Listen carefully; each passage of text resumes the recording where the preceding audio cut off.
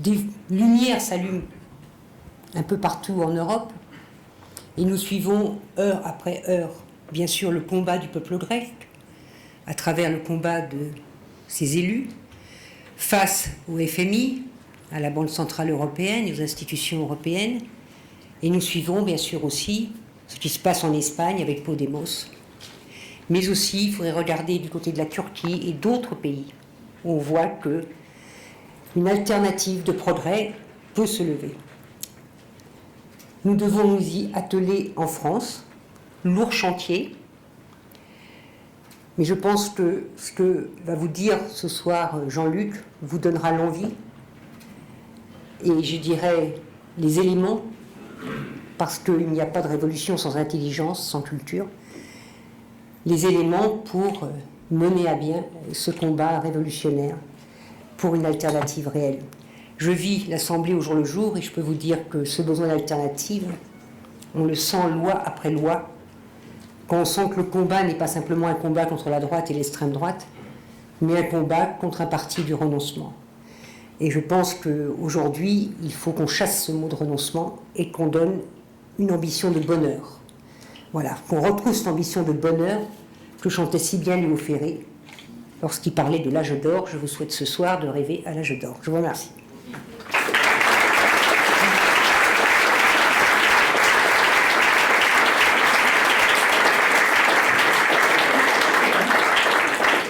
J'espère, mes amis, que... Merci Marie-Georges.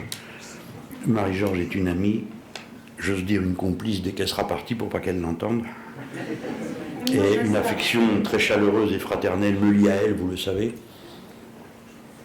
dans la mesure où elle est la personne grâce à laquelle le Front de gauche a pu naître. Il faut ne l'oublier jamais, hein, mes amis. À un moment donné, il faut que des gens sortent de leur routine, prennent des risques, et c'est ce qu'elle a fait. Bon, vous participez à un rite un peu étrange pour peut-être un certain nombre d'entre vous. On a choisi une salle, pas grande. Les gens qui sont ici ont été volontaires pour y venir. On a vérifié que c'était bien eux, et ainsi de suite. Donc, si vous avez des raisons de vous sentir insatisfait, eh bien vous en prenez à vous, hein, parce qu'après tout, vous n'étiez pas obligé de venir, vous avez voulu à tout prix venir, ben vous y voilà. Vous m'aidez dans un travail intellectuel.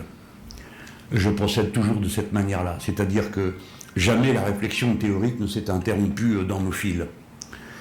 On ne peut pas avoir d'action claire sans pensée claire. Et depuis des années, d'étape en étape, nous pensons l'objet qui est celui de notre action, le monde, ses changements, les lois de ce changement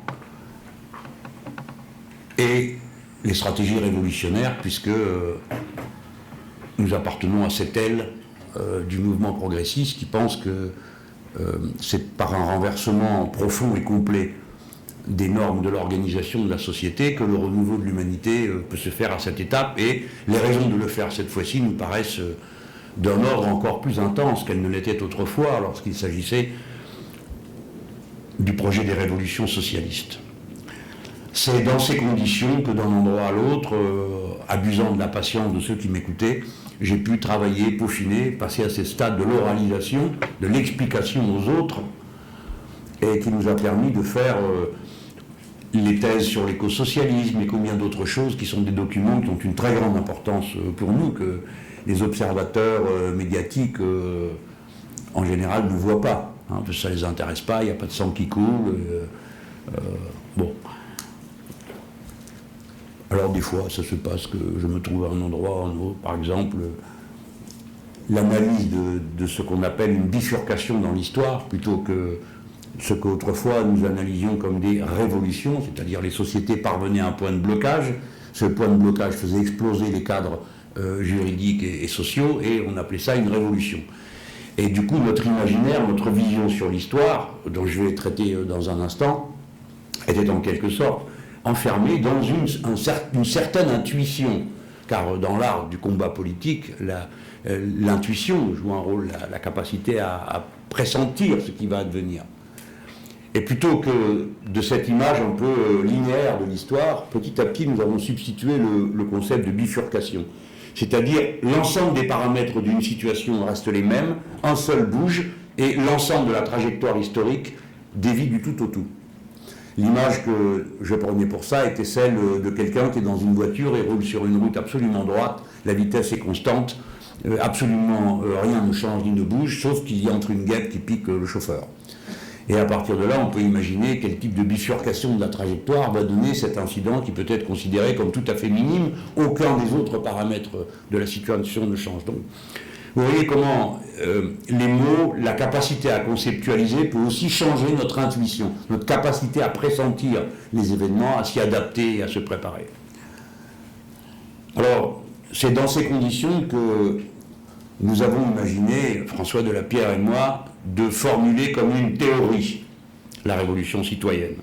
L'écosocialisme est le projet, mais la compréhension des conditions qui conduisent à l'écosocialisme devait faire à son tour l'objet d'une théorie. Le mot théorie pourrait lui-même porter des ambiguïtés. Une théorie, le mot théorie vient du mot grec théorain, qui signifie à la fois contempler, je mets ça de côté, mais observer et examiner. Observer, examiner. Observer, examiner, c'est-à-dire détailler les composants d'une situation. On considère qu'il s'agit d'un ensemble d'explications, de notions, d'idées sur un sujet précis, qui inclut des lois, des hypothèses, qui sont déduites des faits observés. La théorie, dans ce cas, est un mode d'explication des faits, davantage qu'un projet à propos des faits. On va donc, en cherchant à théoriser, essayer de s'approcher des méthodes qui sont celles de la science. Je ne dis pas qu'on y parvienne, et je sais que main parmi vous, peut-être dans cette salle, étant des sachants des sciences dites dures, j'ai jamais compris pourquoi on dit dur, parce que du coup, on me l'a rangé dans les sciences molles, les sciences humaines. Hein. Mais on va essayer de tirer des méthodes de la science, un certain nombre d'enseignements, et on va essayer de les approcher dans notre propre démarche, qui est à la fois sociologique, anthropologique et culturelle. La première sera de vérifier sans cesse la correspondance entre les principes théoriques et les phénomènes observés. La seconde, c'est le caractère fondamental de la science, dans une certaine vision du déterminisme, je vais en parler, c'est la prédicibilité, c'est-à-dire la capacité à prédire ce qui va se produire dans la mesure où la science est fondée sur le déterminisme, et dans le déterminisme, à une condition A doit correspondre un effet B. Et enfin, cette théorie doit résister à l'expérience, c'est-à-dire qu'elle doit être capable d'intégrer les faits nouveaux que les situations pourraient faire surgir. La théorie de la révolution citoyenne se construira donc dans la durée, en se nourrissant sans cesse de travaux. Ce que je vais en dire ce soir n'en sera qu'une étape, et on va dire quelques matériaux de base qui seront proposés à d'autres ici, à moi, qui vais continuer à travailler, et à vous, qui pouvez y contribuer, aux plus jeunes d'entre nous, qui peuvent en faire un sujet d'étude et de recherche. Par conséquent,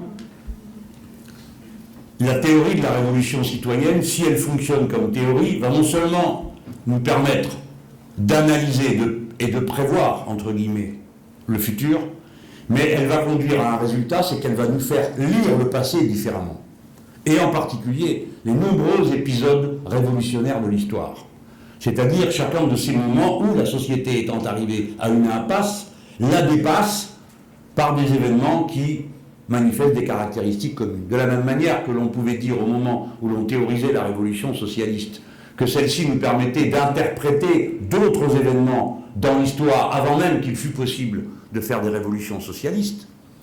Je veux dire que la révolution, par exemple, de 1917 permettait de réinterpréter les jacqueries ou de faire comprendre ce qui a pu se passer à Paris autour d'Étienne Marcel et des luttes qui progressivement avaient fait passer l'énergie révolutionnaire des bourgeois de la ville aux tueurs de bœufs du quartier de la Tour Saint-Jacques.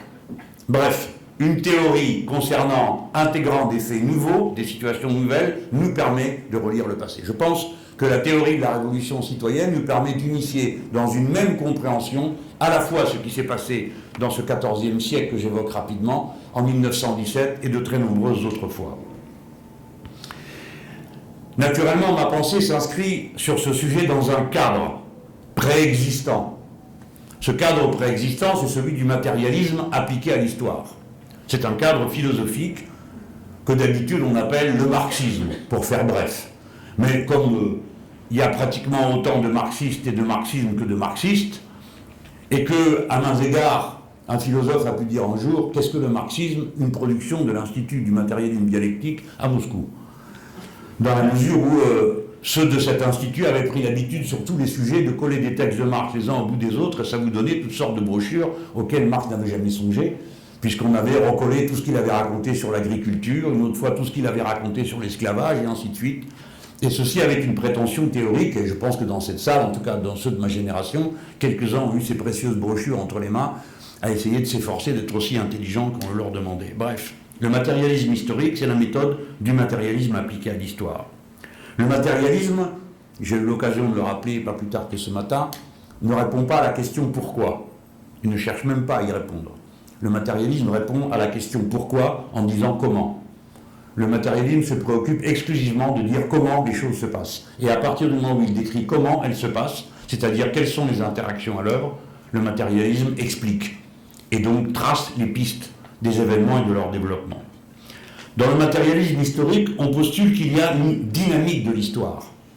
L'histoire ne vérifie pas des thèses qui leur préexisteraient, elle se crée, elle se fabrique. Il y a une autoproduction de l'histoire, comme nous-mêmes, êtres humains, nous nous autoproduisons, non seulement du fait des générations précédentes qui, comme elles nous préexistent, nous mettent en main une société qui préexiste, et nous-mêmes, ensuite, à l'intérieur de cette société, dans la contestation de ces règles, dans l'adéquation à ces règles, nous nous construisons individuellement comme êtres singuliers.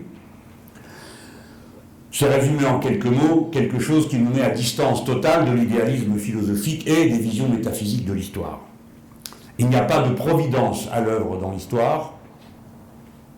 Vous pouvez me demander pourquoi je vous parle de providence, mais on a connu un président de la République qui a confié la France à la providence en nous quittant, qui était Giscard d'Estaing, dans sa dernière allocution. Il n'y a pas une volonté divine qui, de l'extérieur, trace un chemin à l'humanité. Elle le trace par elle-même et par ses propres actions. Je ne dis pas qu'elle le veuille, c'est qu'elle n'en a pas le choix. Dans cette dynamique de l'histoire, on suppose, on postule, on observe que le changement est permanent. Les sociétés changent sans cesse. Non seulement le cadre général des sociétés, mais le cadre de détail. Dans la société capitaliste, les sociétés changent encore plus vite, car tous les objets du quotidien, qui sont ceux des habitudes, de l'autoconstruction de soi, tous ces objets bougent sans cesse, se renouvellent sans cesse, parce que c'est la dynamique du productivisme que d'avoir sans cesse à provoquer des frustrations pour donner des objets pour répondre à ces frustrations. On suppose que le mouvement de l'histoire s'adresse à une société d'êtres humains dont le mouvement est autonome. Dans le passé, et notamment dans le marxisme, même si la relation de l'homme à la nature est bien plus présente que tout ce qu'on a pu dire à propos de Marx sur le sujet, pour autant, la limite interne de cette relation entre les êtres humains et la nature sur lesquels ils doivent nécessairement procéder à des prédations n'était pas l'objet d'une pensée, ou de manière marginale. Ce n'était pas la question centrale. J'y viens dans un instant. Donc, premièrement, un cadre temporel. Dans ce cadre, il y a un changement perpétuel. Ce changement concerne les relations entre les êtres humains et le niveau des développements des forces productives qu'ils mettent en œuvre pour s'approprier à la nature. Dès lors, dans ce cadre temporel, il y a une loi du mouvement. On l'appelle la dialectique parce qu'elle met en relation deux éléments. Mais surtout un déterminisme qui est pensé à l'époque où Marx écrit comme purement linéaire. C'est celui de Simon Laplace. À la fin du XIXe siècle, on dit si on connaît la position et la vitesse d'un corps à un instant donné, on connaîtra toutes ses positions à tous les instants suivants et on peut raconter toutes ses positions aux instants précédents. Très rapidement, ce déterminisme linéaire absolu à une cause A correspond à un effet B est vite battue en brèche et les scientifiques des sciences dures découvrent le principe d'incertitude, qui n'est pas une difficulté à connaître ou une impuissance à connaître, mais qui est une propriété de l'univers matériel. Dès lors, le déterminisme cesse d'être purement linéaire pour devenir probabiliste.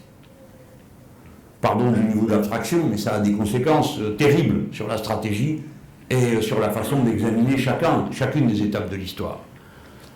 Si ce déterminisme cesse d'être linéaire, les phases de l'histoire ne s'enchaînent pas aussi mécaniquement que nous l'avions pensé et que d'ailleurs nous l'avons observé ensuite.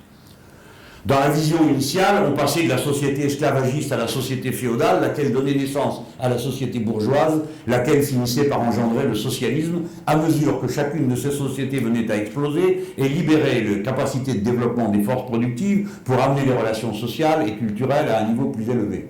Ça, c'est la doctrine comme on l'apprenait autrefois. Si bien qu'à certains moments, il se passait des choses totalement imprévues, ce qui prouve que la limite de la prévisibilité d'une telle science, comme par exemple une révolution socialiste dans un pays arriéré et paysan qui s'appelle la Russie.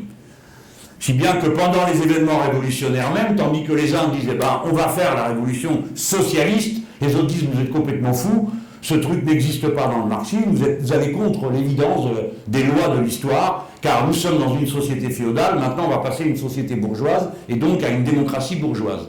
Et ainsi, le mouvement socialiste, qui va ensuite devenir le mouvement communiste pour une part et le mouvement socialiste pour l'autre, se déchire, et l'on voit les penseurs du socialisme russe s'affronter à ceux qui, pour finir, ont fait la révolution de 1917. Et les Plekhanov, Martov et autres, qui expliquent que ce que fait Lénine, Trotsky et compagnie, c'est du blanquisme, c'est un coup d'État, ce n'est même plus de l'avant-gardisme, c'est une pure et simple aventure, et ils prédisent des violences qui, en effet, se sont produites ensuite. Et qui ont à voir avec l'état d'arriération de la société à laquelle cette révolution socialiste est appliquée. En attendant, pour la première fois a été conceptualisée l'idée, une idée extrêmement importante, c'est que le temps lui-même n'est pas une matière linéaire. Toutes ces choses sont venues dans la réflexion de la pensée de gauche très tardivement. Le principe d'incertitude et la polémique à son sujet date de 1905. C'est une polémique entre Niels Bohr et Einstein, Einstein disant « Dieu ne joue pas au dé ». Et Niels Bohr disant qu'il ne sait pas à quoi joue Dieu, mais qu'il constate qu'il y a un principe d'incertitude. Et ensuite, on va avoir la relativité. Rien de tout ça n'a été assimilé par les théories socialistes. En 1905, Lénine écrit Matérialisme dialectique et empiriocriticisme, qui est quelque chose qui ne brille pas par sa capacité à comprendre la science de son époque. Mais le cas de la révolution russe, tel que je viens de vous le montrer, montre un collapse du temps, du moins par rapport à la théorie.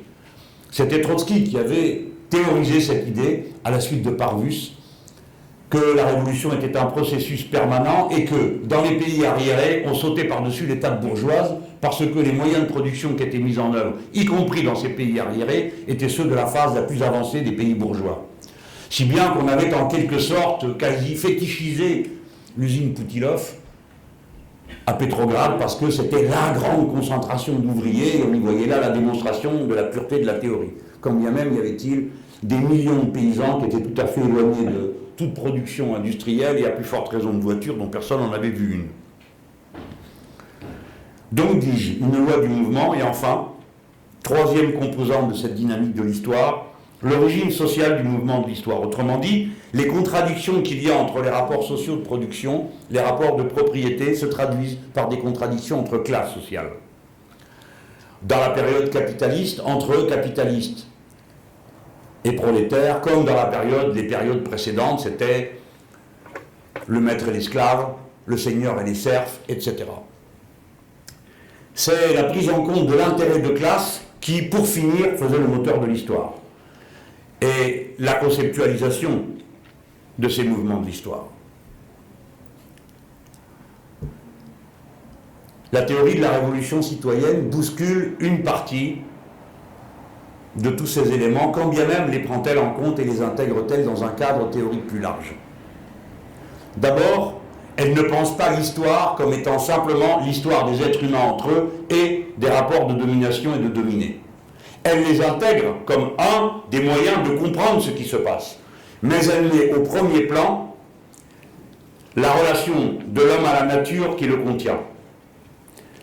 Elle part de l'unicité de l'écosystème humain qui permet la vie humaine et de l'impact de l'activité humaine sur cet écosystème. Elle postule que la première contradiction est celle qui veut que l'humanité sans cesse plus nombreuse ait besoin de faire des prédations sans cesse plus grandes sur un milieu qui, lui, ne s'élargit pas. Bref, qu'il lui faut faire une prédation en croissance permanente, tandis que le milieu, lui, a une limite, et que le monde est fini. La centralité de cette contradiction, qui n'est pas dans le marxisme, pour la raison qu'à l'époque où il écrit, même s'il aperçoit, comme il le dit dans une phrase, que le capitalisme est un mode de production qui épuise l'homme et la nature, pour autant il ne voit pas que dès lors que la nature est épuisée, il n'y a plus d'être humain. Parce que cet horizon semblait fort loin à l'époque, tellement loin. Comment imaginer? Comment pouvait-on imaginer à ce moment-là le saccage dans lequel nous vivons aujourd'hui? Que des milliers d'espèces vivantes pouvaient disparaître du fait de l'activité humaine? Comment pouvait-on imaginer qu'on passerait à une nouvelle âge géologique que l'on a appelé l'Anthropocène, c'est-à-dire la période où l'anthropos, l'homme, modifie à ce point son environnement qu'il est au fond le premier facteur de modification de cet environnement et que ça peut se retourner contre lui.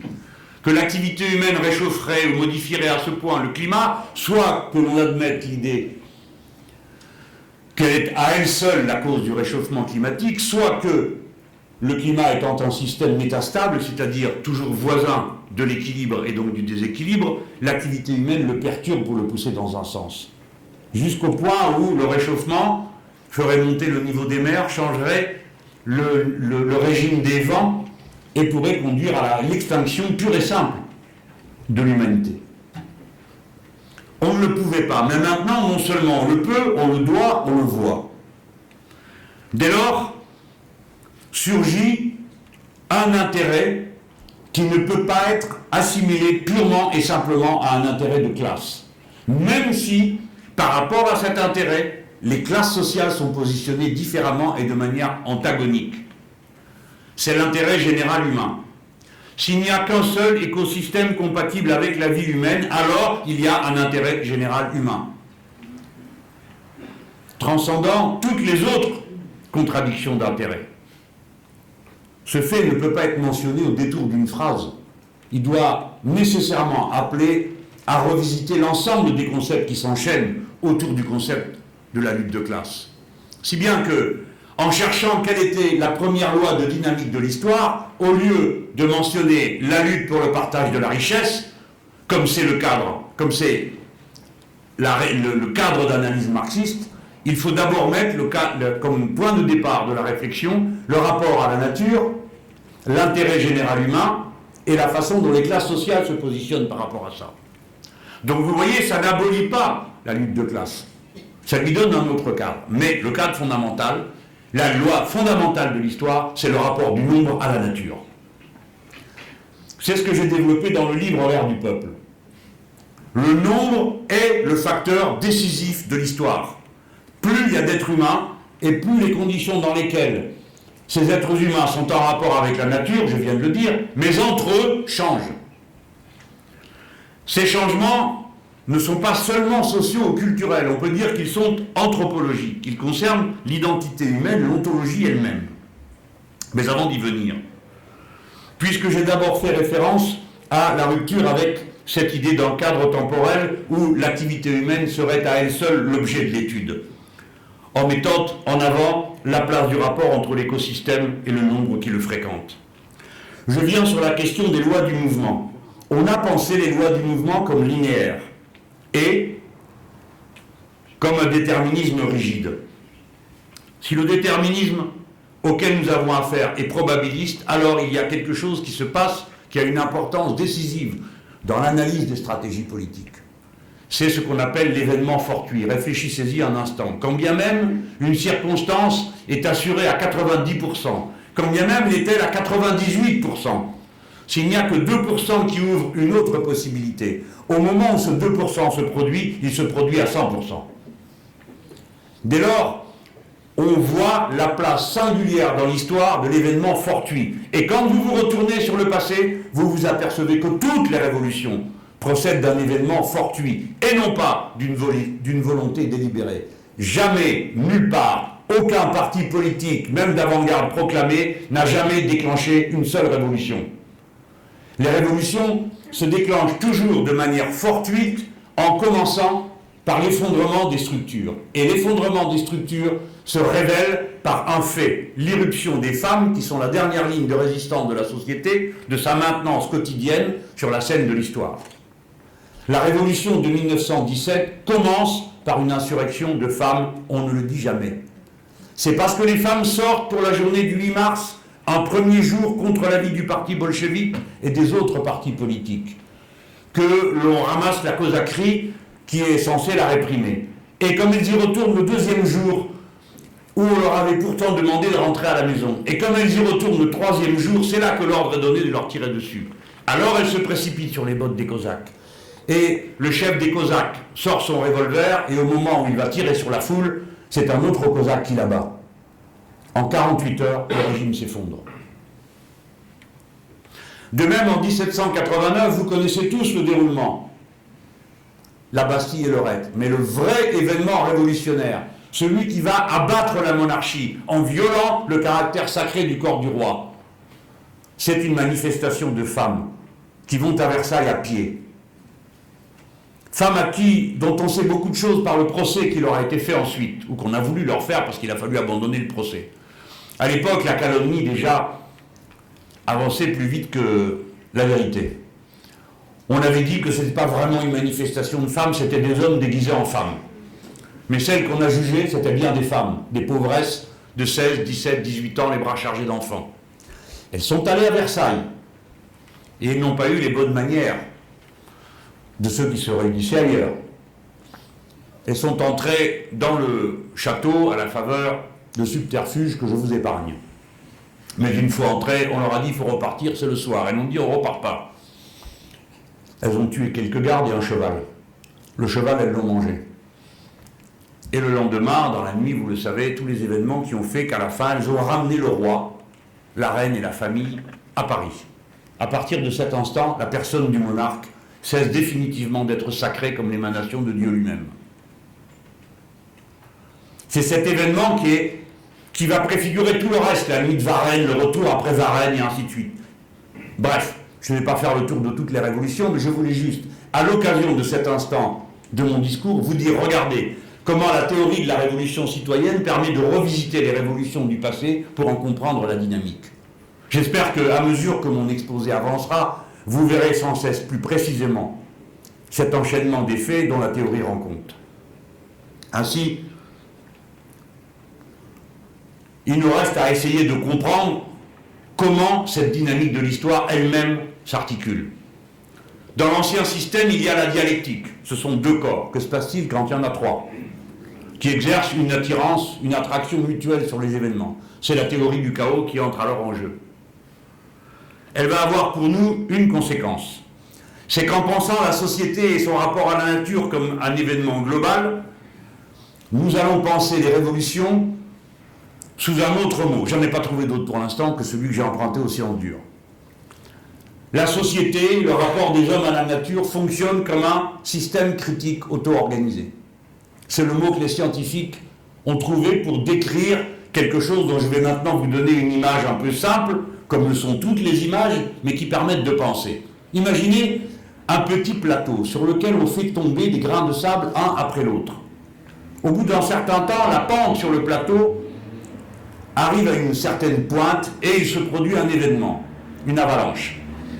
L'avalanche, si vous y réfléchissez, c'est une manière avec laquelle différents points, différents grains de sable, y compris très écartés les uns des autres, se mettent soudainement en rapport les uns avec les autres pour provoquer un événement qui est leur déferlement hors du plateau. Ça va? Vous allez voir. Ça modifie complètement votre intuition après. Ces systèmes critiques auto-organisés dans la nature, là je vous donne une image d'un tas. Donc vous n'imaginez pas que les grains qui sont au milieu sont appliqués. Mais supposez que ce soit tout autre chose, un nuage de gaz, ou bien une mer humaine de milliers de gens reliés entre eux. Chaque fois que vous aurez un ensemble fermé par ces relations internes, vous aurez la possibilité d'un système critique auto-organisé. Et dans les systèmes critiques auto-organisés, peut-on prévoir l'avalanche? Non. Ni prévoir l'avalanche, ni prévoir son amplitude. Nous sommes donc bien sur les scénarios que nous observons dans l'histoire, où l'on ne peut prévoir ni le moment où la révolution a lieu, ni jusqu'à quelle strate de la société elle va toucher et embraser. Je ne donne pas trop d'exemples, je n'en donne pas sur le sujet parce que ça prendrait toute la soirée. Mais je vous enverrai une fois de plus au XIVe siècle pour voir comment, d'une révolution de bourgeois, on finit par une jacquerie. Et au moment où la jacquerie se généralise, bourgeois et ouvriers des villes se retournent contre les paysans. Mais il y a une importance pour nous à comprendre quel est le scénario qui décrit les mouvements des êtres humains. Et puis, si nous allons regarder ces grains de sable, nous allons découvrir comment ils s'organisent entre eux. Ici, nous allons avancer à un concept de plus. Nous allons parler des principes auto-organisateurs. Je vais encore vous donner un exemple, encore une image, encore un résumé qui a sa part de caricature. Avez-vous vu déjà, j'en suis sûr, un vol des tourneaux? C'est une figure extrêmement préoccupante. Comme un banc d'ablette dans la mer. Mais qui commande? C'est incroyable. Ils volent d'un côté, de l'autre. Et tout ça comme un mouvement d'ensemble. Qui commande? Personne. Que se passe-t-il? Le vol est en proie à des règles d'auto-organisation. Le premier oiseau décolle en poussant son cri d'alerte. Et il vole dans une direction aléatoire, face à un danger qu'il suppose. Et tous les autres s'envolent en le suivant, pensant que lui sait. Et chacun vole vers le centre du groupe. Eh bien, sans jamais s'approcher de l'autre, plus qu'à une certaine distance. Donc vous avez 1, trajectoire aléatoire du premier, 2, tous les autres se dirigent vers le centre du groupe, 3, personne ne vole à moins d'une certaine distance les uns des autres. Ces 3 principes permettent de modéliser un vol des tourneaux. Tous ceux qui ont essayé de modéliser un vol des tourneaux en essayant de décrire les paramètres de vol de chacun des oiseaux ont donné par ordinateur davantage les mouvements de l'armée rouge que ceux d'un vol des tourneaux. Ce n'est qu'en dernière minute qu'un scientifique a essayé ça, comme son temps d'utilisation, de disponibilité de l'ordinateur s'achevait, qu'il a mis ça avec quelques règles d'auto-organisation. Donc vous voyez, là où nous devions nous contenter de la dialectique et de la contradiction qu'il y avait entre les rapports sociaux de production et le caractère de la propriété, on fait intervenir plusieurs autres paramètres que je viens de vous décrire. Et qui tous procèdent de l'idée d'une entité globale. Est-ce vrai ou non? C'est le point sur lequel je viens. Là où on se contentait d'observer les relations de classe autour des relations juridiques de la propriété des moyens de production, la théorie de la révolution citoyenne part du nombre. Considérant que plus les êtres humains sont nombreux, plus ils doivent faire des prédations, je l'ai dit à un instant, et ces prédations ont un impact sur eux-mêmes. Mais ce n'est pas tout. Leur nombre produit mécaniquement, sans que personne ne l'ait voulu davantage qu'un quelconque étourneau, produit mécaniquement une série de conséquences qui modifient l'identité humaine. D'abord, c'est que quand on est très nombreux, on se retrouve au même endroit. Et il y a un changement complet entre les petites hordes d'individus perdus dans une nature immense qui les dominait et qui semblait inépuisable, et les immenses concentrations urbaines, car quand les êtres humains se rapprochent, ça s'appelle une ville, qui d'ailleurs ne peut même plus être appelée une ville, car ce qu'on appelait une ville, c'était la différence avec la campagne, et on allait en ville, alors qu'aujourd'hui, on va dans la nature. Ce n'est plus, le mot ne décrit plus la chose. Ces immenses conurbations, ces immenses ensembles où, quand vous arrivez dans le Nouveau Monde, vous dites « mais où est le centre-ville ?» et les gens vous regardent. De quoi parle-t-il? C'est comme si, en arrivant à Massy dans l'Essonne, vous me disiez « où est le centre-ville ?» Personne n'en a entendu parler. Le centre-ville, c'est l'endroit où tout le monde va, et l'endroit où tout le monde va, c'est l'hypermarché. Le centre-ville, c'est donc l'hypermarché. Et tout le vocabulaire de la ville est pénétré des mots d'une réalité qui n'existe plus. Par exemple, on va au foyer socio-éducatif. Personne n'a jamais vu un foyer au socio-éducatif en question parce qu'on n'a pas de foyer à la maison, on n'allume pas de feu. Et ainsi de suite. Donc méfiez-vous des mots parce qu'ils vous entraînent dans un imaginaire qui ne correspond pas toujours au fait qu'il s'agit de montrer et de désigner. C'est pourquoi le bouquin L'ère du peuple commence par cette phrase de Garcia Marquez qui dit les choses étaient tellement neuves qu'il fallait les montrer du doigt pour les désigner. Le nombre, premier facteur. L'urbanisation, deuxième facteur. Le mot urbanus est une humanité particulière qui n'a jamais existé auparavant dans l'histoire. Cette humanité nombreuse met aussitôt à l'ordre du jour le besoin de communiquer entre elles. Tout le monde le comprend. Mais ceux qui autrefois allaient donner un patois, une langue particulière, quelques codes et rites, inconnus de la tribu voisine, qui les détestait à plein gosier, puisqu'elle se singularisait, elle, par d'autres rites et d'autres usages, d'autres patois.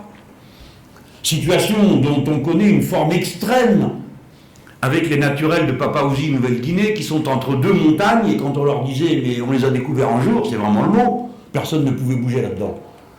Ils étaient entre deux montagnes et personne ne les avait vus parce que d'un côté on voyait une montagne et de l'autre aussi. Et un jour les frères Hillet, en montant pour aller chercher de l'or, évidemment, c'était leur motivation, il n'y avait rien d'archéologique ou d'anthropologique, ils tombent sur tous ces gens qui sont là. Bref. Il y a un petit film qui est très intéressant qui s'appelle First Contact. Les frères Hillet ont sorti les images de ce premier contact. Bouleversant. Mais en attendant, quand on demandait aux gens, on disait mais vous ne pensiez pas qu'il y avait d'autres gens? Ils disaient si, on voyait du feu. Au loin, on voyait la fumée. Mais on ne pouvait pas y aller parce que pour sortir de chez nous, il fallait passer sur le territoire des autres et nous jeter des pierres et on s'entretuait. Là, on parle d'autre chose. Quelque chose où tout le monde, où chacun est relié à tout le monde. Chacun est relié à tout le monde. Vous me direz, mais ça a toujours été le cas dans n'importe quel groupe humain. Oui, mais la dépendance de chacun aux autres transite par toute une machinerie sociale. On retrouve le concept de développement des forces productives à cet instant, qui fait que quand vous êtes à Lima, kilomètre 40, si l'eau est coupée à Lima, kilomètre 2, il n'y a plus d'eau à Lima, kilomètre 40. D'ailleurs, il n'y a pas de nom pour appeler Lima kilomètre 40, sinon Lima kilomètre 40. L'urbanisation met l'humanité en réseau et la fait dépendre des réseaux jusqu'au point de transformer les êtres humains eux-mêmes en composantes du réseau. Mais avant de pointer la connexion et la mise en réseau comme le fait anthropologique majeur, il faut aussi noter un autre changement radical de la condition humaine. C'est l'alphabétisation. Parce que l'alphabétisation, c'est la communication possible avec les autres, à distance, mais c'est aussi la communication qui va à la frontière du temps. On peut lire ce qui a été écrit autrefois, quand bien même ceux qui savaient et qui ont écrit ne sont plus là. L'alphabétisation rompt le cycle de la tradition orale qui fait dépendre la survie du groupe des anciens qui savent. Et quand ils n'y sont plus, ils n'y sont plus. Et l'expérience doit être prise à zéro, sauf si quelqu'un se souvient de ce que disaient les anciens. Mais dans cet ordre des choses du rapport du présent au futur, on voit que le passé est le fait essentiel, central. Si vous connaissez ce qui a eu lieu, alors vous êtes mieux préparé pour le futur. Et combien de sociétés rurales se décrivent dans une méfiance absolue du futur? Ce qui est stable, ce qui est bon, ce qui est juste, c'est le passé. Et c'est pourquoi, chez les Indiens précolombiens, vous avez tant de représentations des groupes tournés vers le passé. C'est-à-dire physiquement regardant derrière eux et non pas devant. Devant étant l'incertain. Notre civilisation, à l'inverse, non seulement est entièrement projetée sur le futur, mais n'a pas d'autre choix, car les objets dont vous vous servez pour accomplir les actes les plus essentiels de votre existence changent sans arrêt. Et si vous vous référiez à ce que vous savez du passé pour savoir ce que vous ferez demain, vous ne pouvez rien faire. Il est impossible de déduire quel bouton appuyer sur une machine à laver le linge si vous vous référez seulement à ce que vous avez pu entendre dire à propos du lavage du linge dans la rivière. Vous ne pouvez pas téléphoner si seulement vous vous référez à ce que vous avez appris à faire avec le téléphone à cadran. Et ainsi de suite. Je pourrais multiplier les exemples de cette sorte. Je prends ces deux-là parce qu'ils ont le mérite de la simplicité, quoi qu'ils soient discutables. Mais cette civilisation tournée vers le futur exige donc une intensification des liens qui permettent de savoir comment on se comporte. Car les êtres humains ne se comportent que conformément à ce qu'ils doivent faire aux autres, comme les étourneaux. Lisez Jean-Paul Kaufmann sur un sujet, on pourrait prendre le linge, puisqu'il a fait un bouquin sur le thème, mais ce qui m'a le plus fasciné, c'est le livre qui s'appelle « Regard d'homme, corps de femme ». Et ce livre décrit la pratique des seins nus sur la plage. Sujet qui peut paraître scabreux ou bizarre, mais qui a intéressé le sociologue et qui lui permet de faire une description des comportements admis et non admis avec une extrême précision. Et qui plus est, tout le monde les connaît. Tout le monde. Mais ils ne sont écrits nulle part et personne ne les a jamais indiqués à personne d'autre. C'est donc entièrement le regard des autres, intégrant la culture et les déductions par arborescence des comportements admis, qui provoquent les montées de stress quand on se comporte mal et les montées de satisfaction quand on se comporte bien. Plus vous êtes dépendant d'un futur incertain, plus le regard des autres compte et l'imitation des autres. Il s'agit d'un ressort fondamental de l'humanité, le désir mimétique, mis à jour, j'ai le plaisir de vous le dire, par un littéraire, et non pas par un membre des sciences dures. Le désir mimétique, c'est je fais comme l'autre parce que s'il le fait, c'est que ça doit être bon. Et si c'est bon pour lui, c'est bon pour moi. Première caractéristique. Deuxième caractéristique, nous sommes une espèce en apprentissage permanent.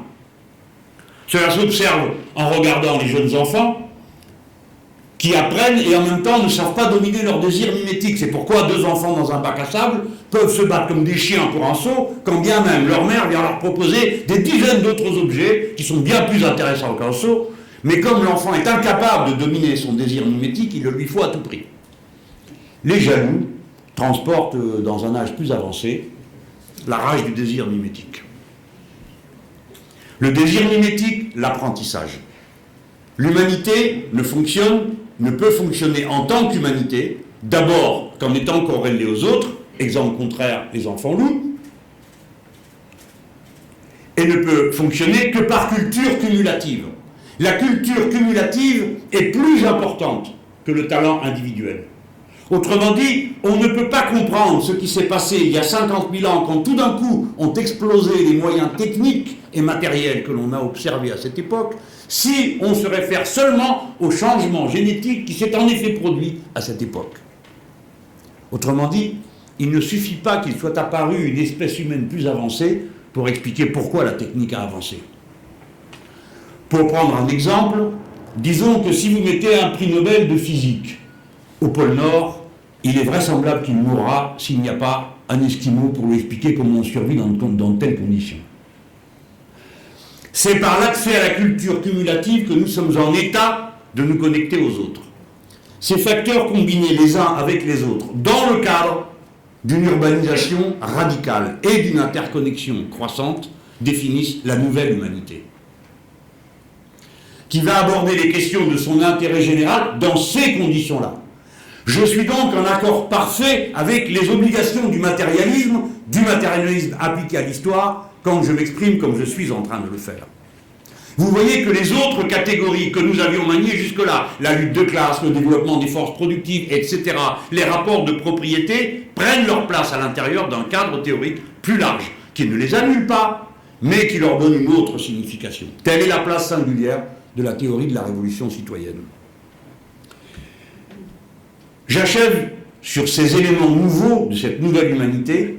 J'ai parlé du nombre, de l'urbanisation, de l'alphabétisation, de l'interconnexion.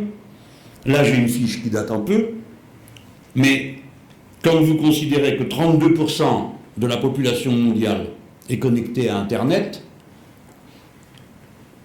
vous avez une idée d'un rapport nouveau, culturel, entre les êtres humains. Jusqu'à présent, vous n'étiez pas toujours tous d'accord pour dire que la culture est première chez les êtres humains. Beaucoup d'entre nous déduisant mécaniquement du matérialisme que seule la réalité des relations sociales organisait les comportements, négliger le fait que, quels que soient ces comportements, ils transitent par des formes culturelles. Autrement dit, personne ne s'est jamais fait tuer pour un différentiel d'inflation, qui a pourtant des conséquences très matérielles, tandis qu'on se fait tuer pour des idées aussi vagues et abstraites que la liberté, la dignité, le souci d'égalité, la fraternité et le respect des autres. L'humanité est d'abord dans un rapport culturel à elle-même. Évidemment, des rapports culturels à l'intérieur de rapports sociaux. Et en étroite dialectique avec ces rapports sociaux. Une fois qu'on a dit ça, on peut mieux comprendre pourquoi, dans le rapport intime à soi, quelque chose de fondamental est en train de changer également. Puisque la limite physique de l'humanité est en train d'être transgressée. La première observation qu'on peut faire, c'est l'extension de l'espérance de vie.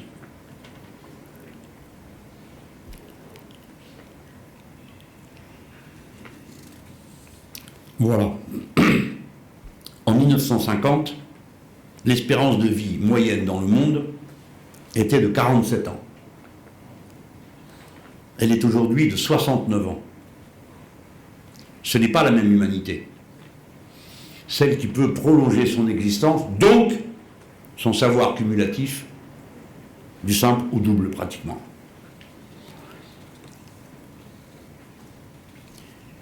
Maintenant, nous commençons à apercevoir comment les progrès, je vais appeler ça les progrès à cet instant, peuvent conduire au dépassement de certaines limites physiques que vous connaissez tous.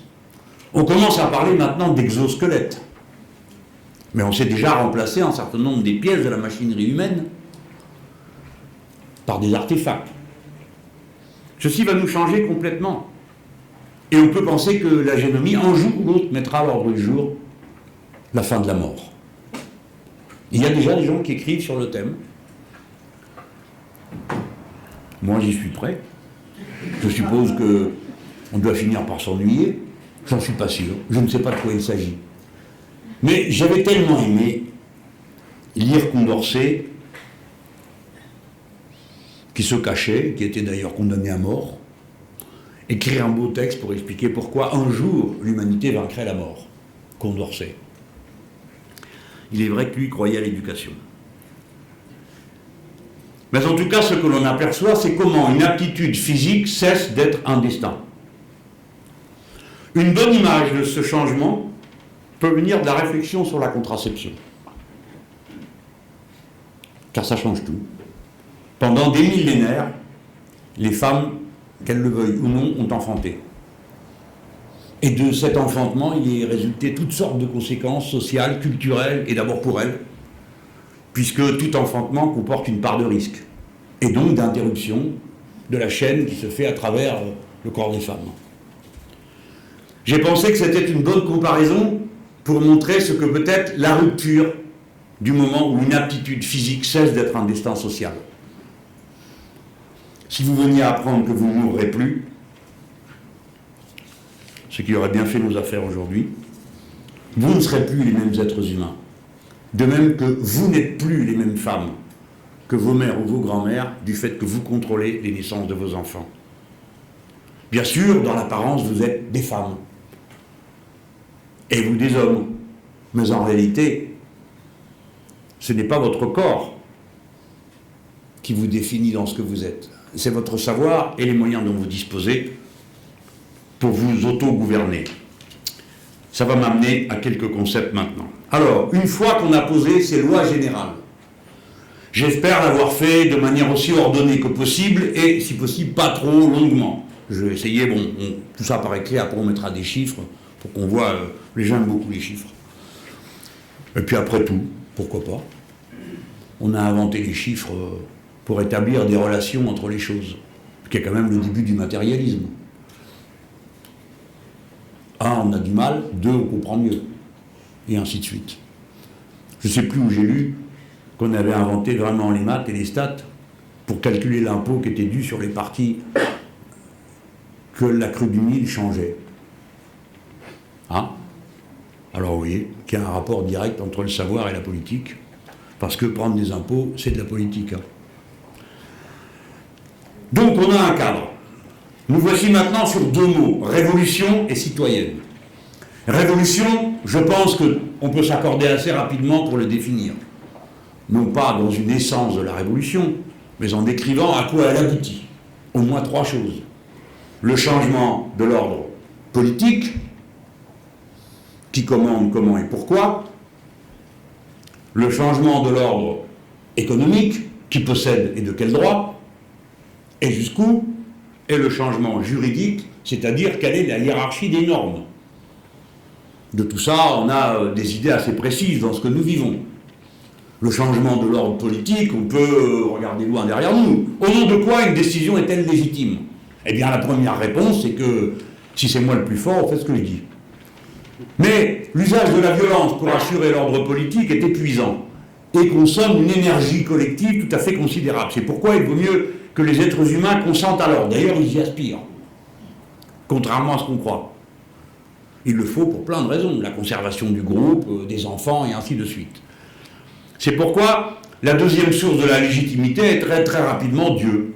Alors bon, on ne peut pas vérifier, mais en attendant, si celui qui le dit dispose des moyens de vous convaincre qu'il vous est impossible de dire le contraire, les choses avancent à leur pas. C'est pourquoi les rois de France étaient de droit divin. Si vous y réfléchissez, c'est quand même une supercherie majeure. Et d'ailleurs, dès le XVIe siècle, vous avez des textes qui disent « tout pouvoir qui se réclame de la religion est une imposture ». Mais on a vu jusqu'à une période récente, Francisco Franco, caudillo de España por la gracia de Dios. Parce que là, il appelle Dieu les fusils avec lesquels il a mitraillé les nôtres. Puisque la formule veut dire François Franco, guide de l'Espagne par la grâce de Dieu. Et puis ensuite vient le fait majeur, la légitimité, est en elle-même, c'est-à-dire dans la politique et pas à l'extérieur, longue histoire, et elle procède de la décision collective, sur la base d'un arbitraire. 51 ont raison contre 49. Pour prendre la décision, pas pour dire ce qui est vrai ou ce qui est faux, pour prendre une décision, c'est une règle. On peut en imaginer d'autres, des majorités à 60, des majorités à 80. 51 ont raison sur 49. Le changement dans l'ordre des normes, vous l'avez observé vous-même. Pendant tout un temps, on pensait que les normes sociales finiraient par tenir le haut de la hiérarchie des normes. Et c'est à ce renversement-là que nous appelons nous. Mais maintenant, ce n'est pas ce qui a été décidé. Au sommet de la hiérarchie des normes, il y a la concurrence libre et non faussée. En tout cas en Europe. Et de là, tout le reste se déduit, ou en tout cas, rien ne peut s'y opposer. Voilà ce qu'on appelle le sommet d'une hiérarchie des normes. Enfin, celle de la propriété, vous le savez, le droit d'user et d'abuser. Mais comme disait Karl Marx lui-même, si on abuse, on n'use plus longtemps. Mais c'est un droit qui est un droit de type monarchique. Dans l'entreprise, il n'y a plus de citoyens. Et vous signez un contrat de subordination.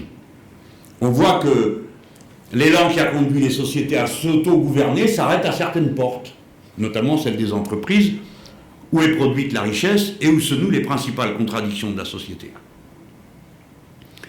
La révolution citoyenne est donc un renversement de ces trois dimensions de la réalité de la collectivité humaine. Dans un instant, on y revient. Mais en attendant, elle va devoir arbitrer, la révolution citoyenne, sur la part de l'intérêt général par rapport aux intérêts particuliers. Et contrairement à la vieille formule qu'on utilisait dans ma jeunesse, si vous avez bien compris le début du raisonnement, l'intérêt général n'est pas l'intérêt du capital. On voulait dire à cette époque que les idées dominantes étant les idées de la classe dominante, l'intérêt général, idée en elle-même, ne pouvait être que celle de la catégorie dominante. C'est pourquoi on disait l'intérêt général et l'intérêt du capital. Mais à présent, la formule se retourne. L'intérêt général, c'est tout sauf l'intérêt du capital. Car l'intérêt du capital est un intérêt particulier qui porte une logique, la logique productiviste, qui effondre l'écosystème, etc. Ça, c'est la formule en général. Mais dans le capitalisme de notre époque, financiarisé pour les raisons que je n'évoque pas à cet instant, mais que vous connaissez tous, qui fait qu'une masse financière gigantesque, sans contrepartie matérielle, circule dans le monde et l'organise, la tendance fondamentale du capitalisme va à l'inverse de ce qu'elle a été pendant toute une période de son histoire. Le capitalisme avait intérêt à la fin de toutes les entraves qui limitaient sa circulation, et notamment celle des marchandises. Le capitalisme marchait donc avec la démocratie parce qu'elle avait besoin du grand nombre pour porter ses intérêts. La loi du capitalisme actuel est exactement à l'inverse. C'est-à-dire que si la société est intégrée à l'intérieur d'un ordre globalitaire, un ordre sans bord, un ordre où tout est intégré à la norme dominante, tout, êtres et choses, en même temps, la pente qui est prise est celle du refus de la règle. Il faut que cela puisse circuler de manière libre et non faussée. Dès lors, le capitalisme, en détruisant toutes les règles, doit se concentrer sur la destruction de la source de toutes les règles. Il y a une source à toutes les règles, le peuple, le collectif. La source de toutes les règles, c'est la loi. La loi, c'est les citoyens qui la promulguent. Par conséquent, il y a une opposition frontale entre l'aspiration à l'autogouvernement, au contrôle de soi, au contrôle du collectif et la nature du capitalisme de notre temps. Ceci me met sur le seuil du deuxième mot. Pourquoi cette révolution est-elle citoyenne et non pas seulement socialiste? D'abord parce qu'il faudrait dépoussiérer ce qu'est une révolution socialiste. C'était une révolution qui avait un programme socialiste. Déjà, disons que ça fait deux choses, le programme socialiste et la révolution. On supposait d'une manière assez métaphysique qu'une classe sociale, du fait de son seul mouvement, en se libérant des rapports de domination, libérerait l'humanité tout entière et produirait les idées de cette libération. Cela ne s'est pas produit, mais je n'en fais pas le procès à ceux qui l'ont professé pendant tant de temps, et j'en ai fait partie. Je veux dire que ces révolutions avaient un programme socialiste. La révolution citoyenne intègre les tâches du socialisme, c'est-à-dire le primat du lien social sur tout autre lien, et du partage de la richesse, et de la mise au sommet des normes, de la hiérarchie des normes, le droit de chacun à vivre, et pas seulement à survivre. Donc d'accéder à un ensemble de biens que la société est capable de produire. Mais ce qui va m'intéresser sur le mot citoyen, c'est le mécanisme qui conduit à la citoyenneté. Pour que, en conformité avec la règle qu'impose le matérialisme historique, on fasse procéder les choses du mouvement des relations, et non pas d'une idée qui serait préalable.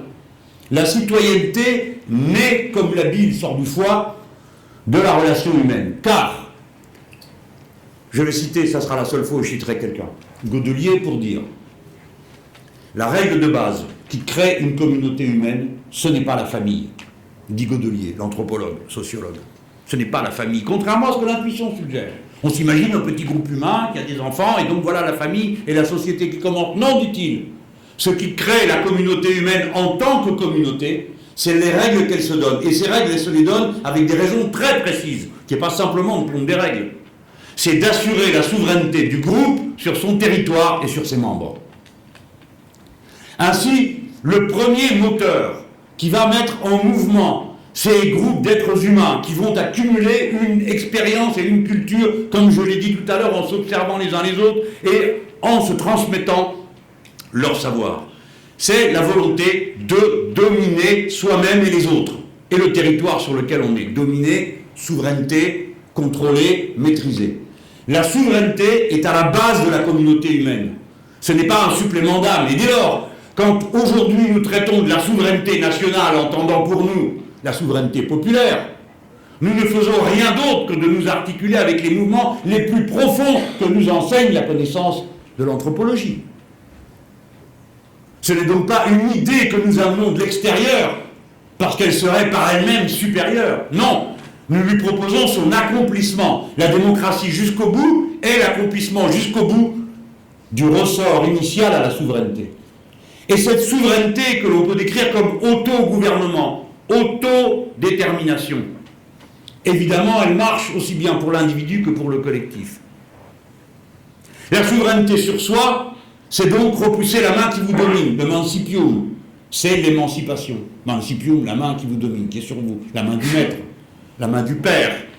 L'émancipation individuelle et l'émancipation collective procèdent d'un seul et même mouvement dans la vision de la révolution citoyenne. Voilà comment, au total, surgit la doctrine de l'écosocialisme. Mais jusque-là, je ne l'ai pas évoqué.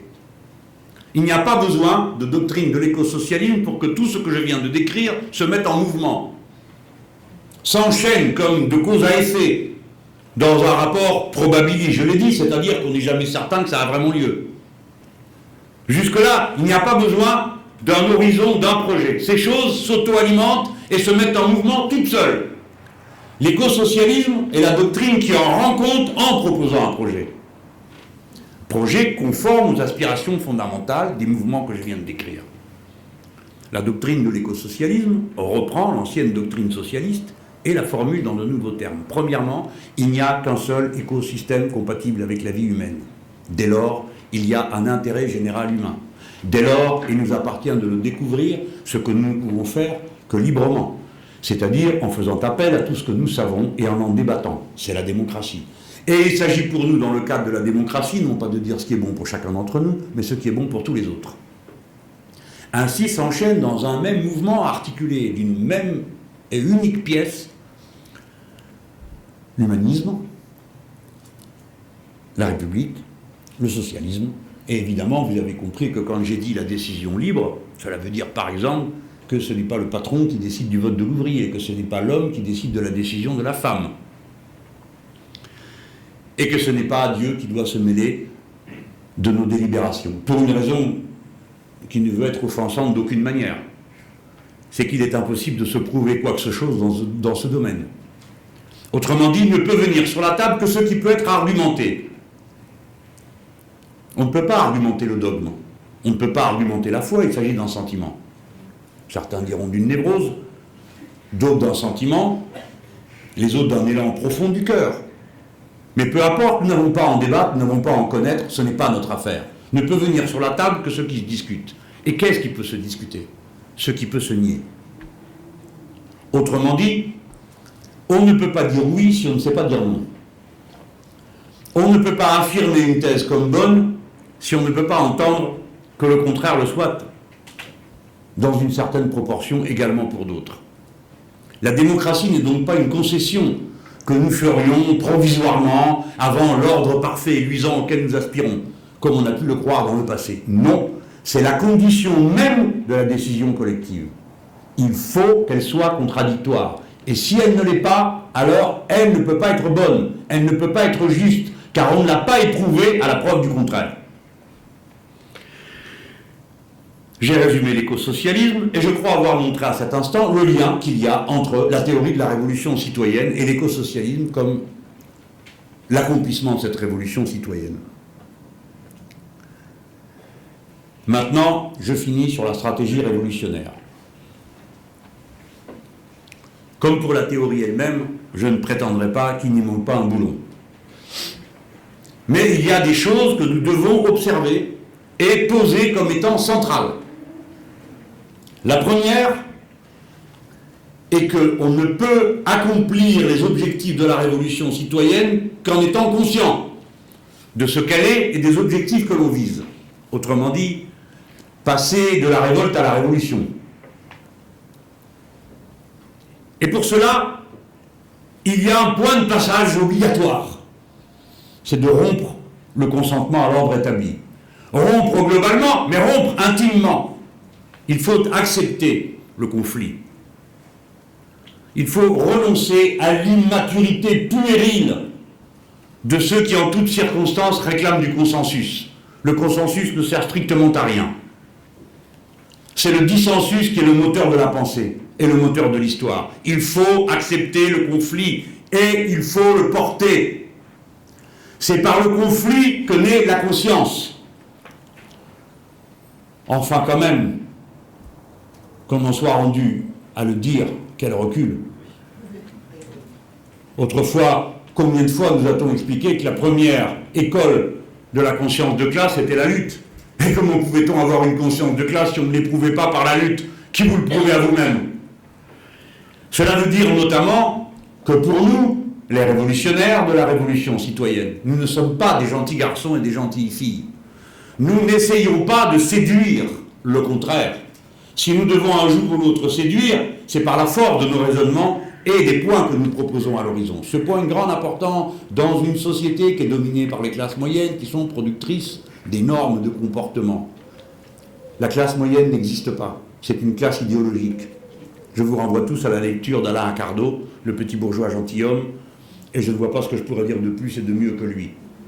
La classe moyenne est celle qui pense par définition être inscrite dans une rationalité consubstantielle à sa position sociale. Ni pauvre au point d'en être absurde, ni riche au point d'être grotesque. Réglant ses problèmes rationnellement et détestant la montée des décibels. Une catégorie sociale qui n'a aucune ambition sociale et que des ambitions individuelles parce qu'elle pense que le chemin le plus court pour la réalisation d'ambitions sociales collectives, c'est l'accomplissement des ambitions individuelles. Au point qu'elle va confondre souvent jusqu'à son métier avec des dons. Et il lui arrive de ne pas me supporter. Parce que je suis la négation du consentement et que je le fais exprès.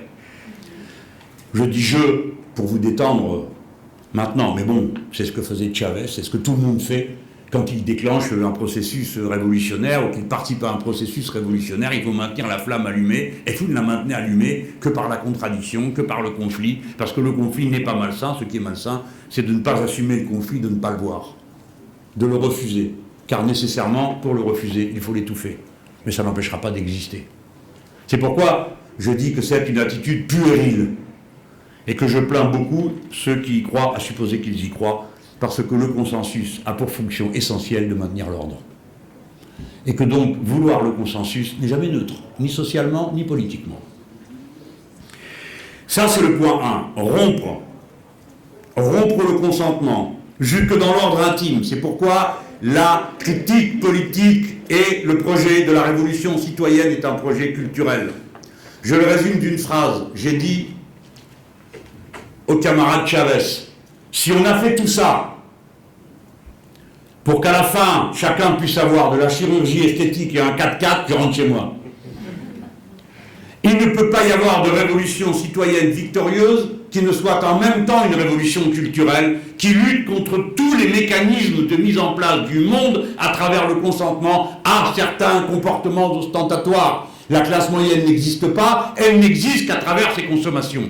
Et c'est à travers ces consommations, ces modes, ces usages, comme autrefois au Moyen-Âge, celui-ci avait le droit de mettre un chapeau pointu et des chaussures pointues et pas l'autre, eh bien c'est à travers ces manifestations-là qu'elle s'auto-définit. Par conséquent, la révolution citoyenne est une révolution culturelle, celle des modes de vie, et pas seulement le mode de production, celle des modes de consommation, et pas seulement le mode de répartition. On ne peut pas dissocier l'un de l'autre, on ne peut pas dire on verra après. Commençons par faire la révolution à laquelle nous aspirons et après on verra. Non, c'est la même chose, c'est le même mouvement. C'est la même critique implacable qui doit être faite pour faire naître l'ordre nouveau. Cet ordre nouveau dans lequel l'humanité ne s'accomplit pas par ses consommations, fussent-elles instantatoires, parce que l'univers est fini. Il va donc lui falloir changer non seulement ses moyens de production, mais ses moyens de consommation. Et pour changer ses moyens de consommation, il faut qu'elle change ses cultures, ses habitus, bref. Deuxième point donc, la révolution citoyenne est une activité culturelle. Elle n'est pas limitée à la contestation dans le champ social. Que dis-je? Elle devra même commencer ailleurs. Parce qu'y compris dans le champ social, celui-ci, celle-là, ne fait pas la grève, pas seulement parce qu'elle lui coûte cher et qu'il peut avoir peur, mais parce qu'il est lui-même esclave, comme François l'avait si bien montré à propos de la dette étudiante, de toutes sortes de liens avec la société qui fait que le capitalisme s'approprie le futur pour dominer le présent. Et cette appropriation s'appelle la dette et le crédit. C'est parce que vous êtes déjà au jour où il faudra solder un prêt qu'aujourd'hui vous ne faites pas ceci ou cela et que vous faites ceci et cela. Cette appropriation du temps est le troisième point que je veux poser. Ne vous inquiétez pas, je ne vais pas m'attarder là-dessus. Regardez dans l'ère du peuple comment j'ai essayé de traiter cette affaire pour montrer comment la propriété publique du temps était une des conditions du changement radical du mode de société que nous visons. Et maintenant, je viens au cœur de la doctrine, de la stratégie. Vous voyez, il manque beaucoup de pièces. Mais maintenant, je viens au cœur. Que voyons-nous? Cette multitude humaine. J'ai prononcé le mot multitude. On m'a fait remarquer que j'utilisais le même mot que Tony Negri. Oui, mais j'arrive aux conclusions radicalement différentes. Et je signale que le mot multitude est appliqué depuis le XVIIIe siècle pour décrire ces masses qui se mettaient en mouvement alors même que apparemment leurs intérêts ne les rapprochaient pas. L'ouvrier, le paysan, le bourgeois des villes, dans la Révolution de 1789. La multitude, ce sont ces milliers de gens que des destins, des obligations, des occupations, des statuts infiniment différents, mais homogénéisés par leur présence et leur interdépendance avec les réseaux, vont les conduire à un moment donné, à la suite d'un événement fortuit, puisque le futur est probabiliste, à cristalliser sur une volonté de souveraineté. Je veux contrôler. La multitude passe du statut de multitude à celui de peuple à partir du moment où elle affiche des revendications. Et ces revendications l'autodéfinissent. Pour ceux qui seraient les nostalgiques des anciens schémas, je plaisante, hein, c'est à peu près la même opération que celle qui consistait à dire que la classe ouvrière était une classe en soi, définie par des rapports de production, quelle que soit la volonté des individus qui la composaient, et qu'elle devenait une classe pour soi en devenant révolutionnaire, au point que Marx, lui-même, le père fondateur de notre matérialisme historique, dit cette chose qui peut paraître une horreur pour un matérialiste radical: la classe ouvrière est une classe révolutionnaire où elle n'est rien. Ainsi faisait-il dépendre d'un fait subjectif, le sentiment révolutionnaire, la volonté révolutionnaire, la définition d'une situation réelle dans des rapports sociaux réels. Par conséquent, vous voyez que je suis dans les pas du maître davantage que ceux qui déduisent mécaniquement tout des rapports sociaux de production pour résumer toute l'histoire à la contemplation de la feuille de paye. Alors comment peut-elle passer dans un projet collectif de multitude à peuple? Ce passage se fait pour des raisons qui n'ont rien d'idéologique. Les gens ont par-dessus la tête de voir des incompétents flanquer la société dans le mur. Ils se disent: mais comment? Nous travaillons sérieusement, nous avons été à l'école, nous enseignons nos enfants, nous faisons des sacrifices, et vous qui gouvernez, qu'est-ce que vous êtes capable de faire à part fiche la pagaille et vous remplir les poches? C'est une honte, c'est un scandale. Nous ne le tolérons pas, notre niveau d'éducation ne nous le permet pas. Et la société ainsi, de blocage en blocage, va jusqu'à un point que l'on appelle l'événement fortuit et qui se traduit par un mot d'ordre: qu'ils s'en aillent tous. Tous, autant qu'ils sont. Ce point qu'ils s'en aillent tous a été franchi de manière observable dans la totalité des révolutions démocratiques de l'Amérique latine. Lorsque je me suis présenté devant le bureau politique du parti de gauche pour annoncer que j'allais sortir le livre qui s'appelle « Qu'ils s'en aillent tous », les thèses étaient connues des camarades. Mais j'ai dit: je ne peux pas faire paraître ce livre sans vous consulter, mes camarades, sur le titre que j'ai choisi. Et évidemment que ce titre n'était pas un titre de communication, c'était un titre qui portait un contenu théorique. Et nous avons eu la discussion. Ce qui était frappant, c'était de voir la répartition par génération. Les plus anciens, comme moi, enfin moi j'étais pas concerné là, les plus anciens disaient: oh là là, là où tu vas, oh là là, le point qu'ils s'en aillent tous, bon, c'est du populisme. Des camarades tout à fait respectables, je ne suis pas en train de me moquer d'eux, hein. C'est des discussions comme ça, c'est des discussions sérieuses, mais il faut écouter tout le monde. Et les plus jeunes camarades disaient: on n'en a rien à fiche des partis, du système et du reste, il faut mettre comme titre dégagé. Moi j'ai dit: écoutez, qu'ils s'en aillent tous, c'est déjà beaucoup pour moi. Je le traduis de l'espagnol, je peux toujours me rabattre, parce que sinon vous n'allez pas être content, parce que tout le monde va vous dire: ah, ton Mélenchon, qu'est-ce qu'il a encore dit, hein, bon. Donc je le sais, hein, figurez-vous. Je peux dire: ah, mais non, non, c'est pas moi qui le dis, c'est les révolutions d'Amérique latine. Mais dégage, je peux pas, j'ai eu tort, parce que c'est mes jeunes camarades qui avaient la bonne intuition. En effet, quelques mois après, déferlait la révolution tunisienne, dont le mot d'ordre était dégagé. Et c'est en français, dégagé, qu'a commencé la révolution égyptienne. Et c'est aussi sur le mot d'ordre dégagé qu'il y a eu les événements que vous savez dans bien d'autres pays du Proche-Orient et du Moyen-Orient. Bon, le point qu'ils s'en aillent tous est le point que nous avons en visée. Toutes nos sociétés, quand elles passent à une phase révolutionnaire, passent par le slogan qu'ils s'en aillent tous. Et ce slogan est le nôtre. Évidemment, il faut le placer au bon moment. C'est-à-dire dans les moments qui correspondent à ce qui est compréhensible et jouable par le grand nombre. Par exemple, dans une élection. Et c'est là que je viens au fond. La multitude devient le peuple à travers les revendications qu'elle pose, car ces revendications le décrivent. Le programme socialiste décrivait la classe ouvrière en tant que classe révolutionnaire. Que va-t-il se passer avec le peuple? C'est là que vient la question de la constituante. La constituante n'est pas simplement la réponse à la vétusté de la Ve République. C'est une stratégie révolutionnaire. C'est le cœur de la stratégie révolutionnaire. En faisant sa constitution, c'est-à-dire en proclamant les droits qu'il se reconnaît à lui-même, le peuple se décrit et s'affirme comme l'acteur autodéterminé, s'auto-gouvernant. Le peuple, la multitude devient un peuple et le devient un peuple politique à travers la constituante, c'est-à-dire la convocation d'une assemblée constituante avec les formes qui vont avec. J'entends parfaitement tout ce qu'on peut m'objecter sur ce sujet, mais je demande à ceux qui se réclament de la révolution de cesser de faire des phrases. Qu'est-ce qu'une stratégie révolutionnaire?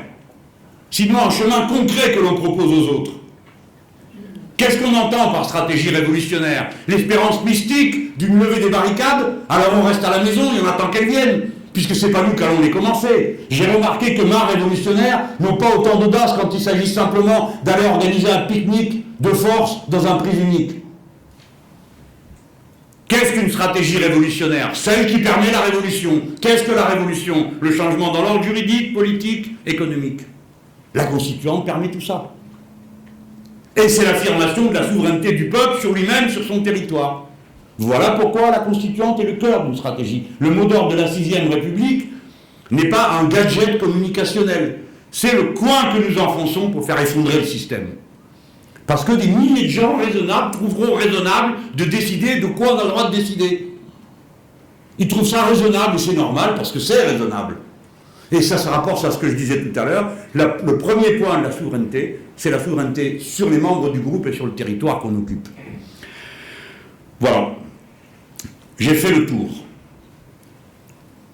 On va essayer de décrypter tout ça.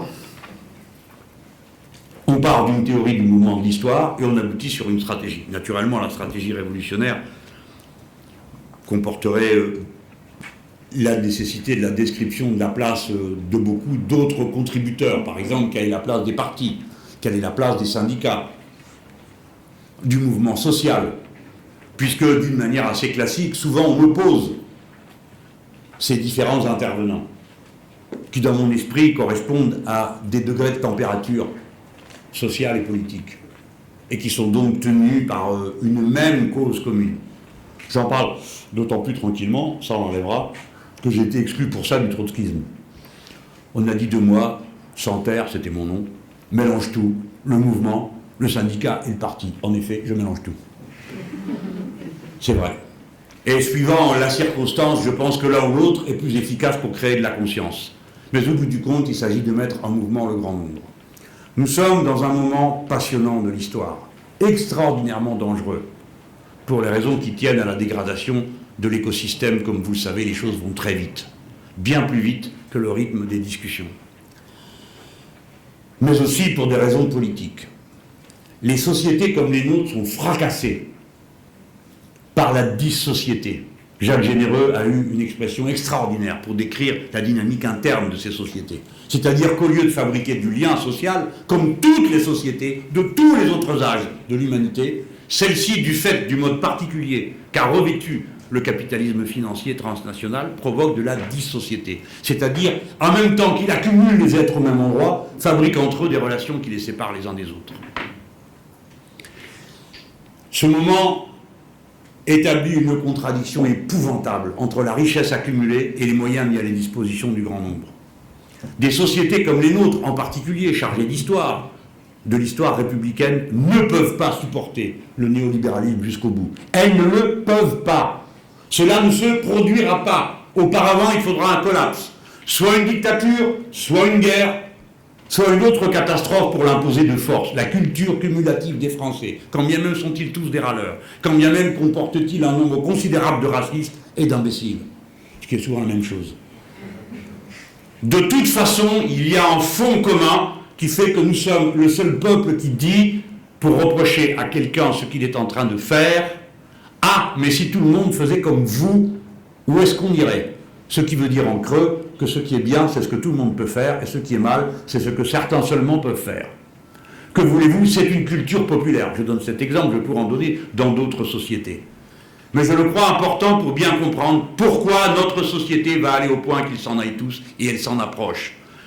Évidemment, l'ordre dominant, l'ordre médiatique et la deuxième peau du système tend continuellement à faire croire que les choses vont et que ça va s'arranger, que ça va se faire et que c'est en train de se faire. On aperçoit à la fin de la crise, depuis tantôt 40 ans, le bout du tunnel, ça s'est appelé. Et maintenant, c'est l'inversion de la courbe qui se renverse. Je ne sais plus quoi. Enfin, ça n'a pas eu grande importance. De toute façon, ça ne se produit pas.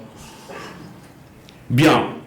Et donc, comme on a vu les sociétés d'Amérique latine s'effondrer sous les coups du néolibéralisme, du FMI qui est en train de sévir à nouveau, eh bien, on verra en Europe cette déchirure se produire. Et donc, les formes traditionnelles d'organisation, les formes spontanées d'auto-organisation, toutes seront emportées par cette vague. Toutes. Toutes celles qui, si peu que ce soit, touchent à la conservation du système, seront emportées. C'est pourquoi le moment qui vient est intéressant, parce que c'est celui qui va voir émerger les formes d'auto-gouvernement, de souveraineté particulière, que nous appelons, nous, le mouvement citoyen. Dans la stratégie révolutionnaire de la révolution citoyenne, la structure de base, c'est l'Assemblée citoyenne. Et cette Assemblée citoyenne, elle est d'autant plus nombreuse, d'autant plus ouverte que la température est élevée. Pas seulement celle de l'air, évidemment la température sociale. Et les interconnexions sont élevées. J'ai postulé, il fallait bien prendre un exemple pris dans les sciences dures, qu'on observerait l'émergence d'un phénomène révolutionnaire à l'augmentation des communications.